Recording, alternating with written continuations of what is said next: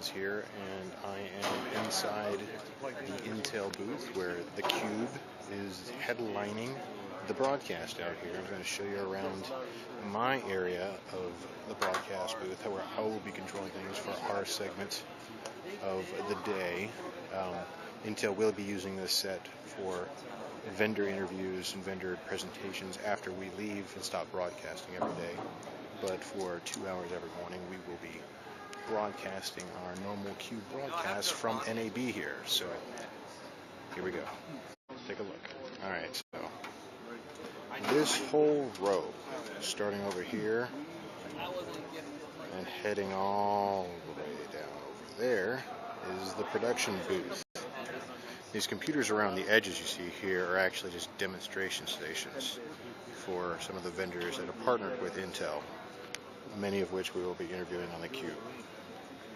So, but anyway, this little spot right here is where I'm going to be sitting. So in the mornings, this is my screen, which is a TriCaster screen, and in the afternoons after we leave, Yamaha, I think it was Yamaha. I can't remember who he said was taking over this workstation. We'll be using their TriCaster. As you can see, here's our 300 right there, and then there's the 850 down there. I will get to use our little control surface, but here's the big old 850 control surface. So there we go. There you go, John Freer up there. A lot of cool technology being used on this broadcast. See that screen that John is standing in front of up there is a projection system called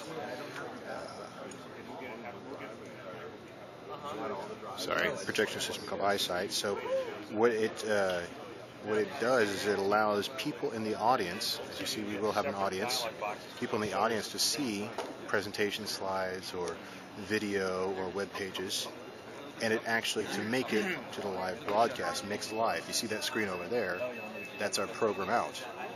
And exactly what is on the screen here shows up on the backdrop over there, but shows up without the shadows from the projection on the program out, which is pretty cool. This is one of the many cool pieces of tech that we're going to be using here at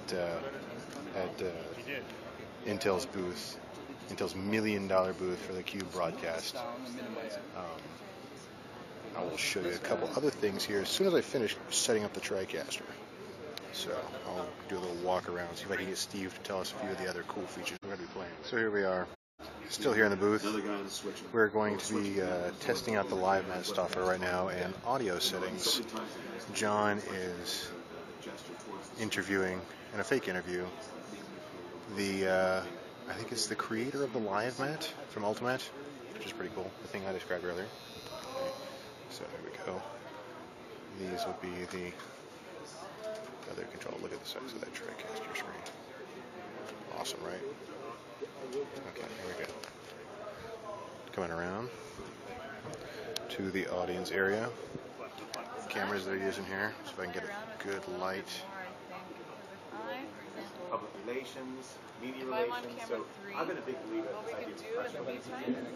The only way to send a press release out with a technology like this, company like Intel, Adobe, all the people we're going to talk to, like Dell, they can literally have a press release. Like they can have their own CNN. Right, and they can send out notices saying the VIP section.